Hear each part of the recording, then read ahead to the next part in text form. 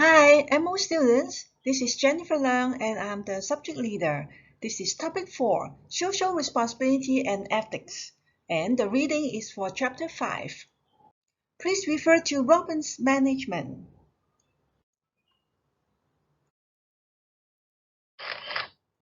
Can you see? This is a very important topic and it is related to a scheme learning outcome for which you will be assessed.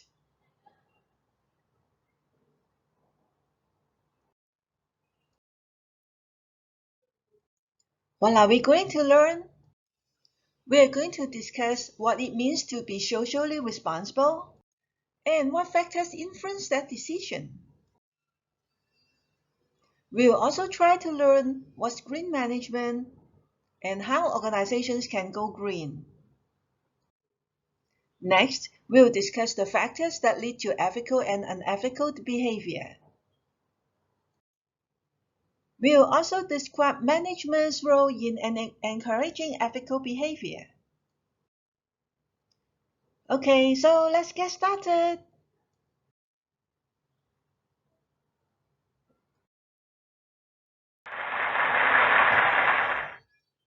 The concept of social responsibility has been described in different ways.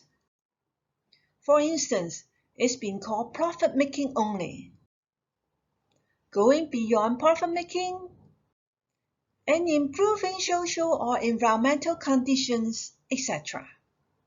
We can understand it better if we first compare it to two similar concepts. They are social obligation and social responsiveness. Social obligation is when a firm engages in social actions because of its obligation to meet certain economic and legal responsibilities. The organization does what it's obliged to do and nothing more. This idea reflects the classical view of social responsibility, which says that management's only social responsibility is to maximize profits. The most outspoken advocate of this approach is economist and Nobel laureate Milton Friedman. He argued that managers' primary responsibility is to operate the business in the best interest of the stakeholders, whose primary concerns are financial.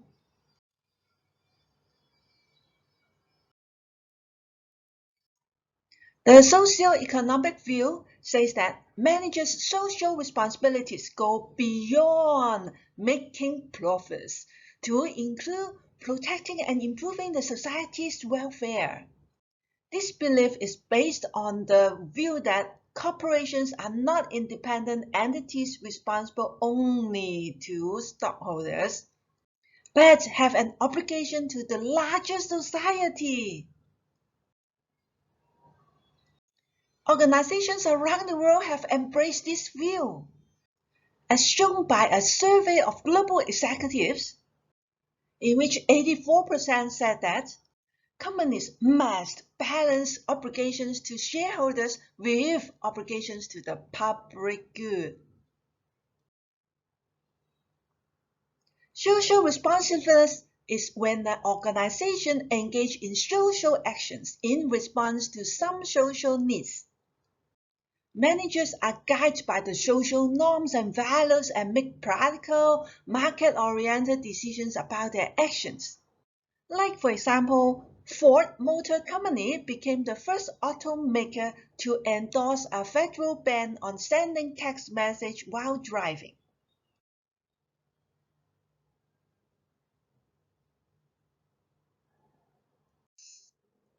Another way to view social involvement and economic performance is by looking at socially responsible investing funds, SRI.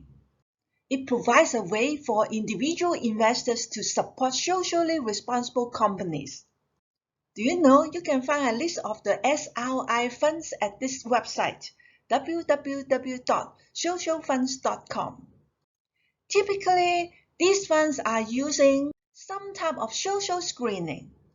What's social screening? That is, they apply social and environmental criteria to investing decisions. Decisions, yes, that's topic 3 you have learned.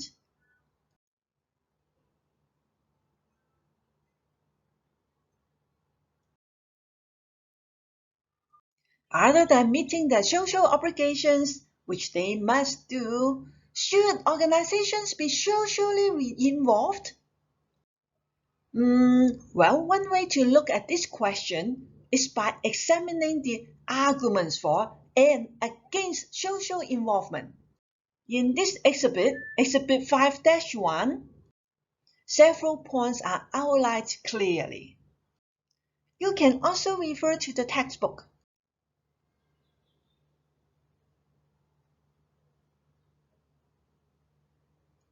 Okay, I'll try to look at this exhibit in the textbook.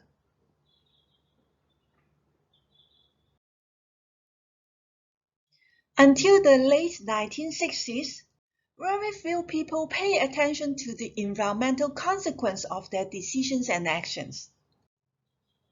However, a number of environmental disasters brought a new spirit of environmentalism. So, more and more managers have begun to consider the impact of their organizations on the natural environment, which we call green environment or green management. Yes, not green environment, it's green management.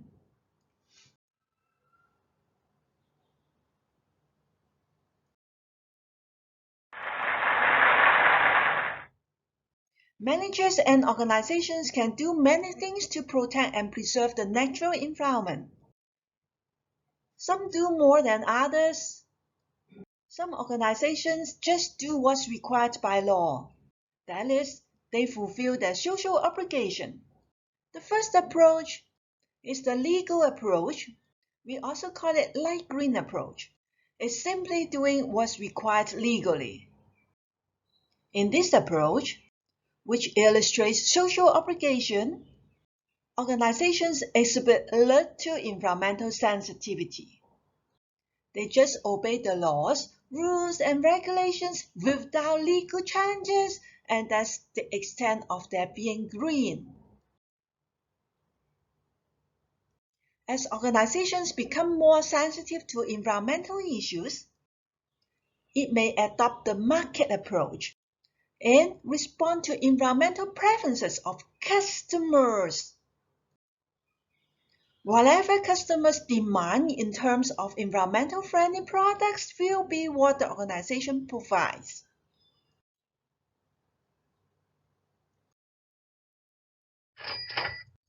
In the stakeholder approach, an organization works to meet environmental demands of multiple stakeholders.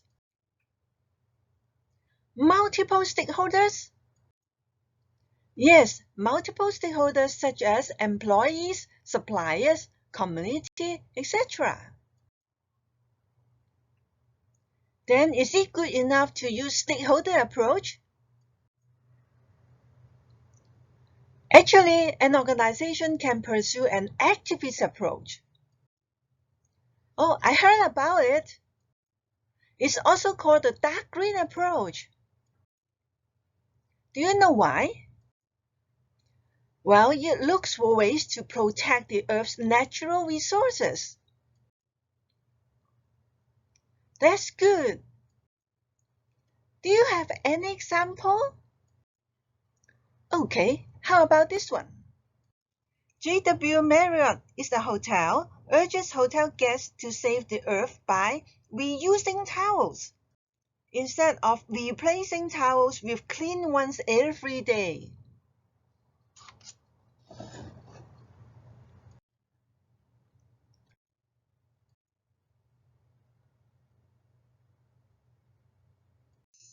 This is Exhibit 5-2, Green Approaches. It shows that the darker the green color, the higher the environmental sensitivity. Please have a look. What do you mean by ethics? We are defining it as the principles, values, and beliefs that define right and wrong decisions and behavior. Decisions, yes, that's topic 3. Many decisions managers make require them to consider both the process and who's affected by the result. To better understand the ethical issues involved in such decisions, let's look at the factors that determine whether a person acts ethically or unethically.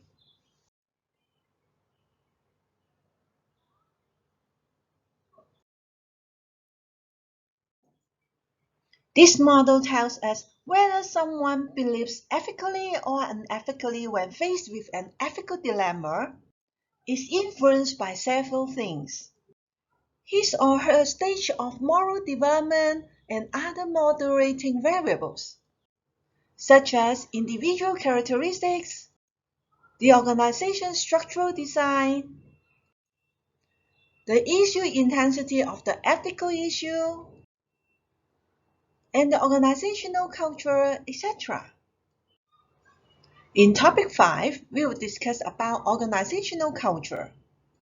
So have a look at this exhibit 5-3.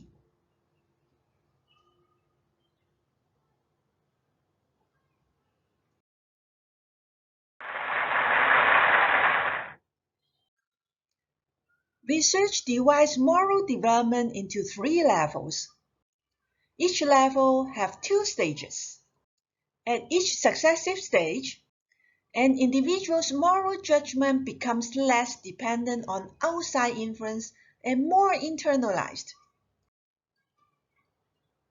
At the first stage, the pre-conventional level, a person's choice between right or wrong is based on personal consequence from outside sources. What kind of outside sources are you talking about? Well, that could be the physical punishment, reward, or exchange of favors. Did you say that just now? The higher the level, the less dependent on outside influences? Yes. Therefore, at the second level, the conventional level, ethical decisions rely on maintaining expected standards and living up to the expectation of others. So the higher the level, the more internalized and less dependent on outside influences, right? That's correct. At the principal level, individuals define moral values apart from the authority of the group to which they belong to or society in general. So, does that mean individuals make the right decision? No, I'm not saying that. I'm just trying to say they make their own decisions.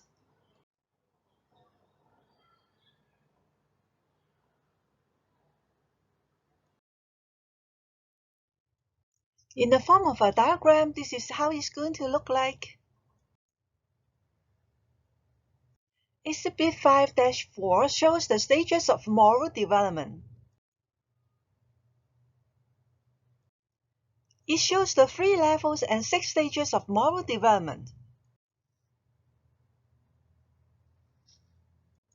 In your lecturer will explain the concept further with up-to-date examples.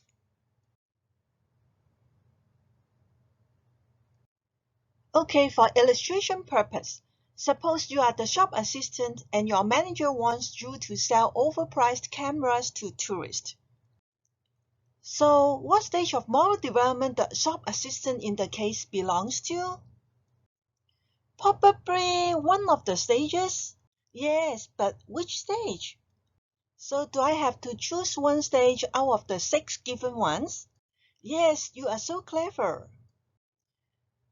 There are many possible answers. Let's discuss it for reference. You could have your own way of answering the question too. The key is you have to show the concept name, follow the definition in applying the theory, relate your answer to the case, and show strong argument with detailed justification. Okay, let's pick stage 1. Alright, stage 1, sticking to rules to avoid physical punishment. How should I attempt that? Okay, so there are 6 stages in the stage of moral development model. Stage 1 belongs to the lowest level, and that's the pre-conventional level of the model. A person's choice between right or wrong is based on personal consequence from outside sources. Like what? Such as physical punishment, reward, or exchange of favors. At this level, there are 2 stages altogether. Since we have chosen stage 1, so let's talk about stage 1, which is at the lowest level. So what does the sales assistant do? The sales assistant will say nothing and follow the boss instruction to sell overpriced camera. So does that mean selling the overpriced product is about following the rules? Yes, that's about sticking to rules. What for? Well, it's because the sales assistant is afraid of being scolded by the supervisor. So does that mean being scolded by the supervisor is a type of punishment? Yes, in order to avoid punishment, the sales assistant will not violate the boss instruction. So in this case, the sales is afraid of having a big scolding, and that's a form of punishment. So he chooses to follow the supervisor's instruction to sell the overpriced camera. And following the boss instruction is sticking to the rule. Yes, you can do some research about that. Consequence is the outcome of an event, especially as relative to an individual. Is that according to dictionary.com 2016? Yes. So in this case, what's the result of not following the supervisor's instruction to sell overpriced electronic product? The result would mean negative consequence. To be specific, it is being scolded by the boss. But it says to avoid physical punishment. Yes, under normal circumstances in the business situation, it's very seldom in the case that the sales assistant will receive physical punishment. Hence, any negative consequence, such as scolding by the supervisor, can be considered as an example in this case.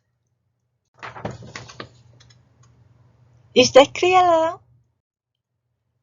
It's crystal clear. Again, in your lecturer will explain the concept further. Will we got a chance to practice some more? Yes, ask your lecturer, please. Thank you for reminding. One of the factors that affect ethical and unethical behavior include individual characteristics. That is, values and personality variables. Personality variables include ego strength and locus of control.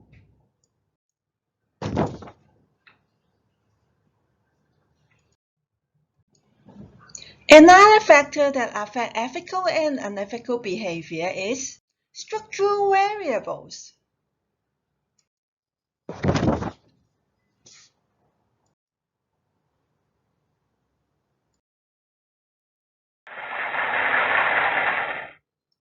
What's issue intensity?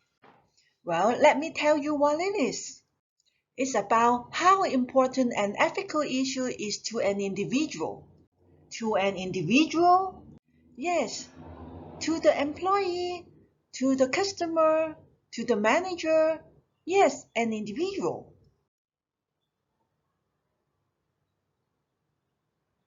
What are the 6 characteristics that determine issue intensity? They are greatness of harm, consensus of wrong, probability of harm, immediacy of consequence, proximity to victims, and concentration of effect.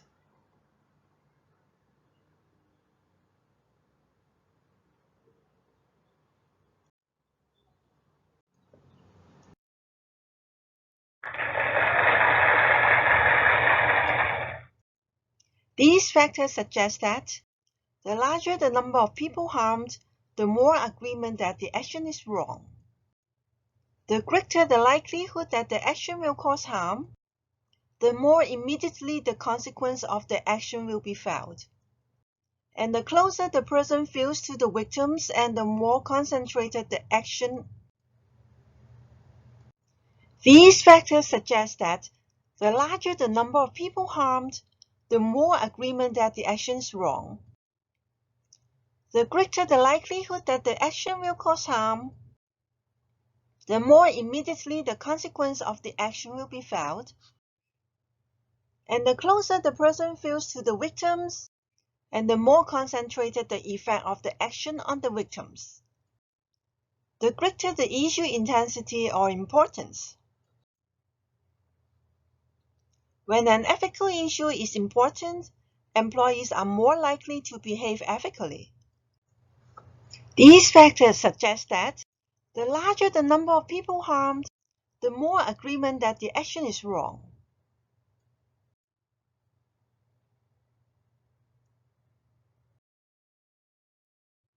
The more immediately the consequence of the action will be felt. And the closer the person feels to the victims, the more concentrated the effect of the action on the victims. The greater the issue intensity or importance. When an ethical issue is important, employees are more likely to behave ethically. In analyzing any issue, we have to know who is the employee. What else do we have to know? We also have to know who's the victim. The victim could be the customer, the employee himself or herself, the community, etc. Focus on what you are asked, then apply the theory accordingly. I'm sure that your lecturer will explain more about the issue intensity model. You can also refer to the course outline for tutorial activities.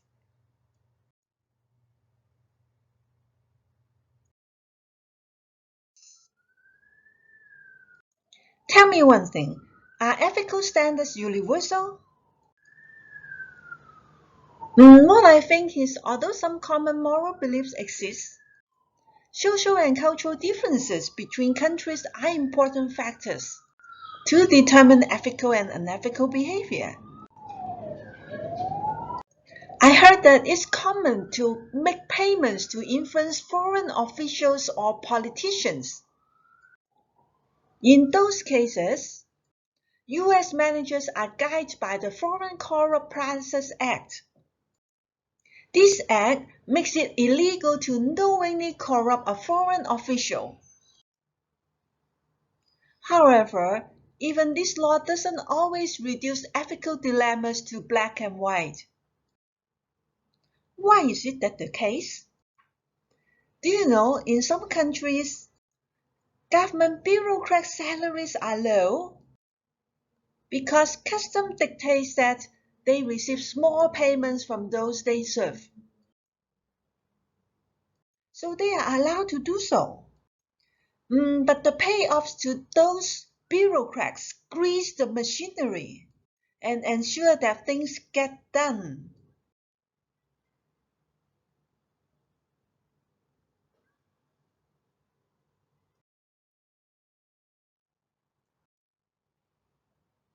So how can we encourage ethical behavior? Okay, let's try the selection process. Well, we are talking about the interviews, the tests, the background checks, and so forth. The selection process should be viewed as an opportunity to learn about the individual's level of moral development. What else can we learn? We can also try to know about the person's values, ego strength, and locus of control.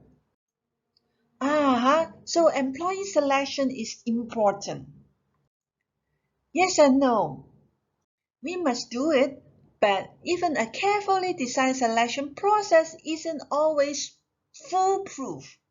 And even under the best circumstances, Individuals with questionable standards of right and wrong may still be hired. So what else could we do?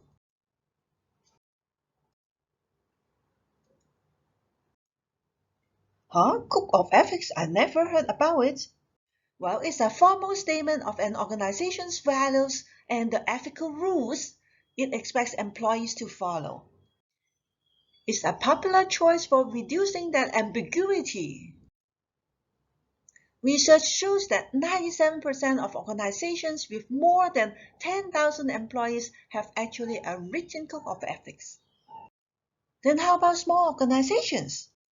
Well, even in small organizations, nearly 93% have one.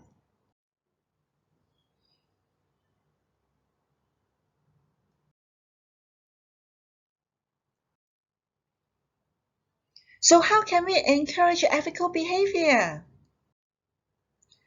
Okay, let's try the selection process. Well, we are talking about the interviews, the tests, the background checks, and so forth. The selection process should be viewed as an opportunity to learn about the individual's level of moral development. What else can we learn? We can also try to know about the person's values, ego strength, and locus of control. So employee selection is important. Yes and no. We must do it, but even a carefully designed selection process isn't always foolproof. And even under the best circumstances, individuals with questionable standards of right and wrong may still be hired. So what else could we do?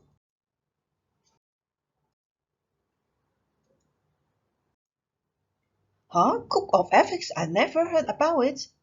Well, it's a formal statement of an organization's values and the ethical rules it expects employees to follow.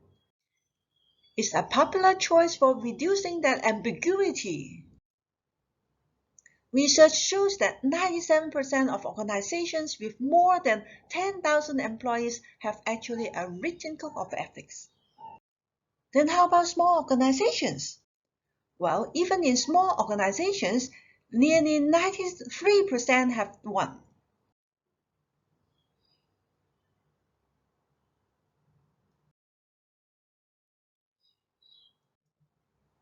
Doing business ethically requires a commitment from top managers.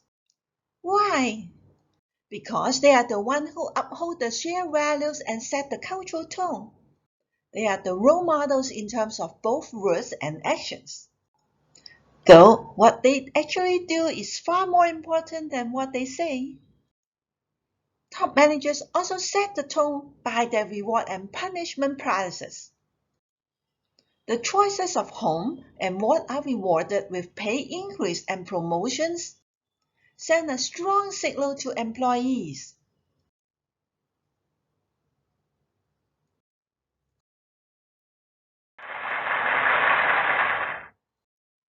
I heard that some managers just set unrealistic goals to their employees. What would happen in those cases? Under the stress of unrealistic goals, otherwise ethical employees may feel they have no choice but do whatever is necessary to meet those goals. Oh, poor guys. Also, goal achievement is usually a key issue in performance appraisal. The end of year appraisal? Yes, if the organization does that annually. If performance appraisals focus only on economic goals, ends will begin to justify means. To encourage ethical behavior, what should we do? Well, I think both ends and means should be evaluated. What do you mean by that?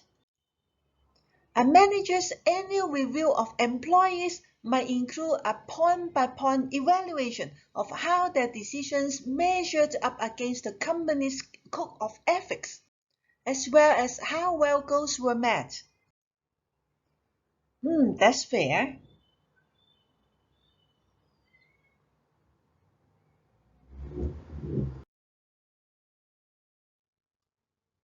Okay, so you have shown me 4 ways to encourage ethical behavior. Is that it? Well, let me show you the 5th way. More organizations are setting up seminars, workshops, and similar ethical training programs to encourage ethical behavior. Training? Such training programs aren't without controversy, as the primary concern is whether ethics can be taught. Yes, can ethics be taught? Critics stress that the effort is pointless because people establish their individual behavior system when they are young. So, however, proponents note several such studies that have shown that values can be learned after early childhood. Can be learned? In addition, they cite evidence that shows that teaching ethical problem solving can make an actual difference in ethical behaviors. So, training has increased individuals' level of moral development, and that, if nothing else, ethical training increased awareness of ethical issues in business. Yes, I agree. So let's have ethics training. Well, what else could we do? Let's try the 6th method as well. What is it? The fear of being caught can be an important determinant to unethical behavior. Do you know that? Independent social audits. Yes, that's the one you are talking about.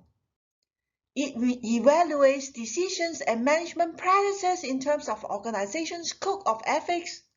Increase that likelihood. Such audits can be regular evaluations, or they can occur randomly with no prior announcement. So it's like a surprise, isn't it? If it's random, then it is.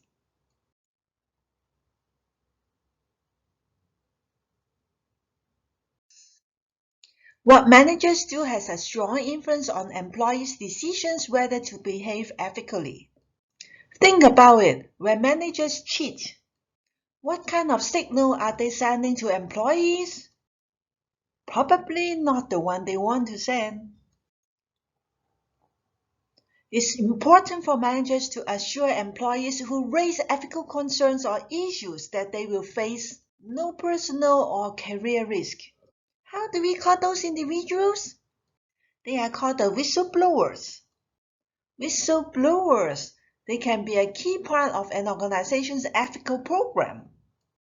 Do you know Sharon Watkins? She's the vice president at Enron. She clearly outlined her concerns about the company's accounting practices in a letter to the chairman. Oh, so she's the whistleblower. Yes, employees who face ethical dilemmas need protective mechanisms. Well, what could be done? An organization might designate ethical counselors for the employees who are facing ethical dilemma. What could they do? These advisors might also advocate the ethically right alternatives. Some organizations have appointed ethics officers who design, direct, and modify the organization's ethics programs as needed.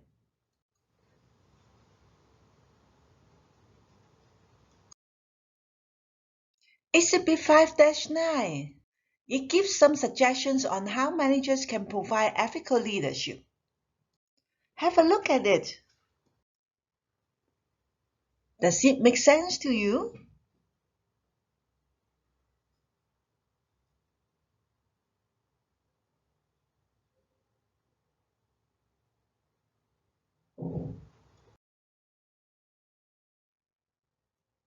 Do you know what's a social entrepreneur? I heard that he or she is an individual or organization who seeks out opportunities to improve society by using practical, innovative, and sustainable approaches. In the business world, entrepreneurs are to the economy But when we are talking about social change, social entrepreneurs are to social change. Social entrepreneurs want to make the world a better place and have a driving passion to make it happen. Do we have many social entrepreneurs in Hong Kong?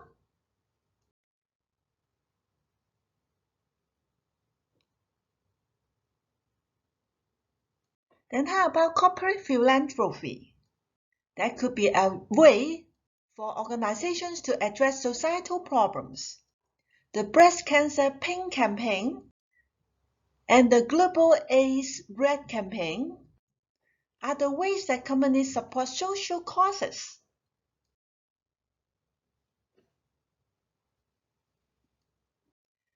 Then how about employees? Employees can join together.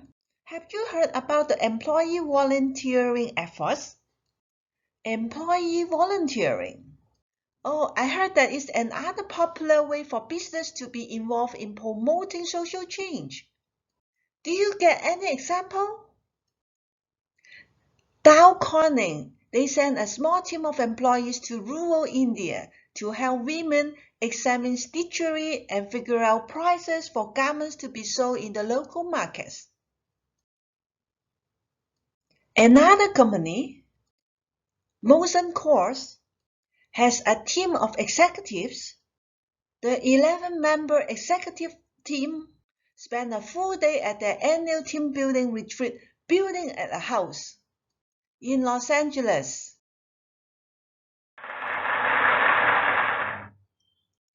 Social obligation reflects the classical view of social responsibility. It is when a firm engages in social actions because of its obligation to meet certain economic and legal responsibilities.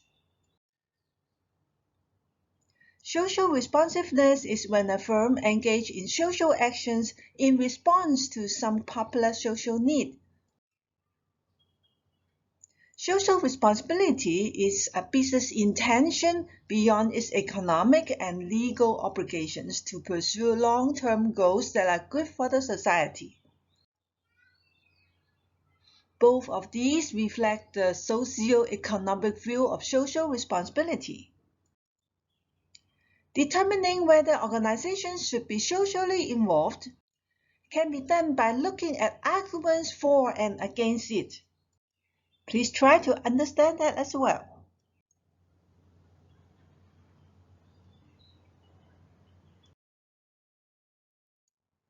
Green management is when managers consider the impact of their organization on the natural environment. Organizations can go green in different ways. The light green approach is doing what's required legally, which is social obligation. Under the market approach, organizations respond to environmental preferences of their customers. Using the stakeholder approach, organizations respond to environmental demands of multiple stakeholders.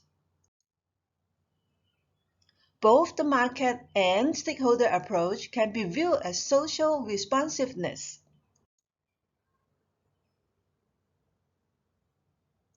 When an activist or dark green approach, an organization looks for ways to respect and preserve the earth and its natural resources. So, dark green approach can be viewed as social responsibility.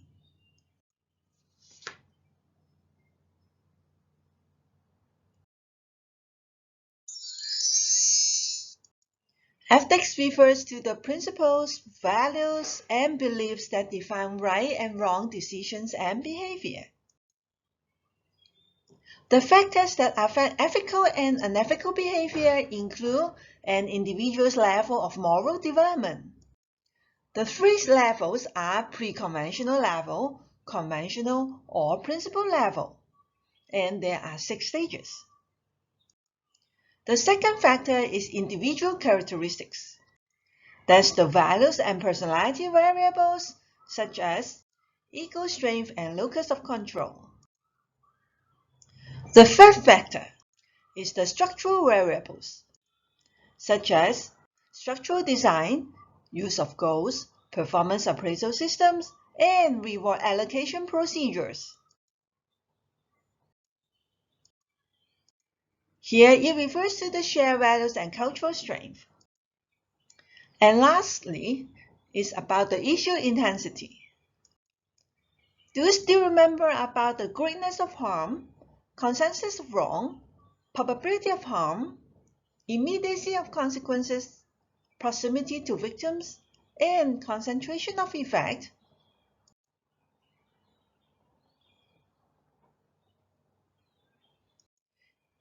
Since ethical standards aren't universal, managers should know what they can and cannot do. According to the Foreign Corrupt Practices Act.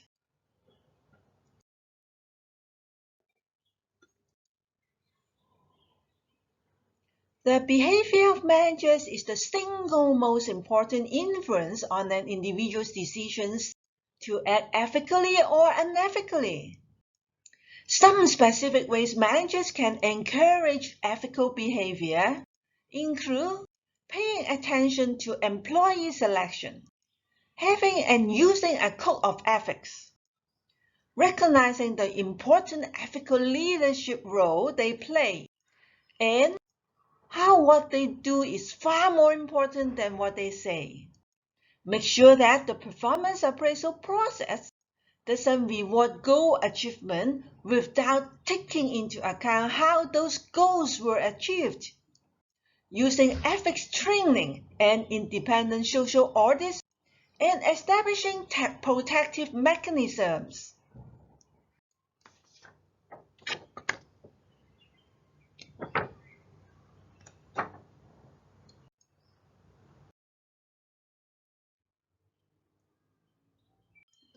Alright, let's come to review learning objective number 5, and this is our last learning objective. Managers can manage ethical lapses and social irresponsibility by being a strong ethical leader. They can also protect employees who raise ethical concerns. The example set by managers has a strong influence on whether employees behave ethically. Ethical leaders also are honest, share their values, stress important shared values, and use the reward system appropriately.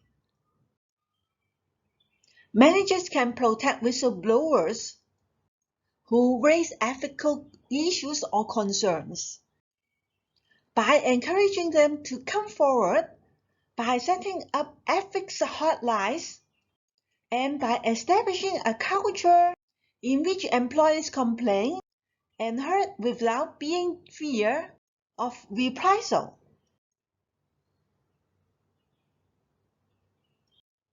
And lastly, we also learn about social entrepreneurs, corporate philanthropy, and employee volunteering efforts.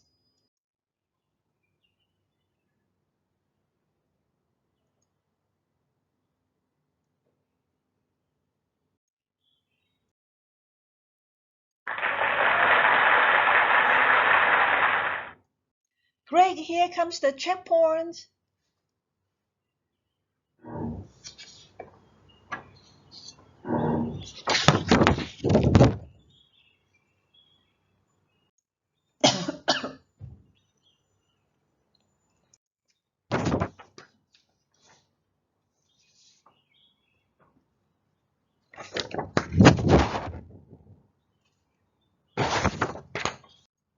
This is question 1.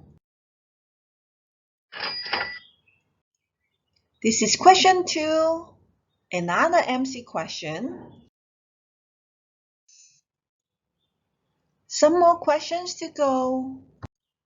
But don't forget to check the answers with your lecturer.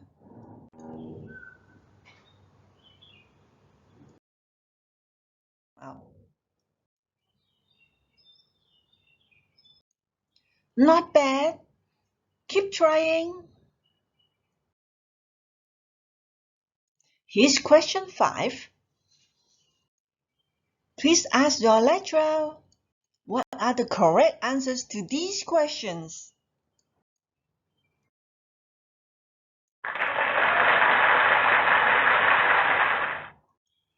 And don't forget to submit the 15 MCQ answers in the exam skills workshop in the tutorials.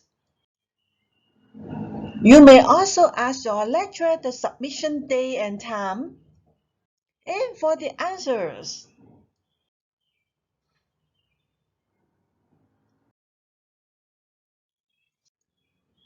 For the terms to know, don't forget you have to know the spelling and be able to explain these terms without looking at the notes. Thanks so much for joining me on this special PowerPoint video. Don't forget to read the textbook as well. There's also a study guide for you to try. I'll give you the answer in the centralized Moodle. Happy learning! I hope that we can all go back to face-to-face classrooms soon. Again, this is a very important topic. Please ask your lecturer if you have any question.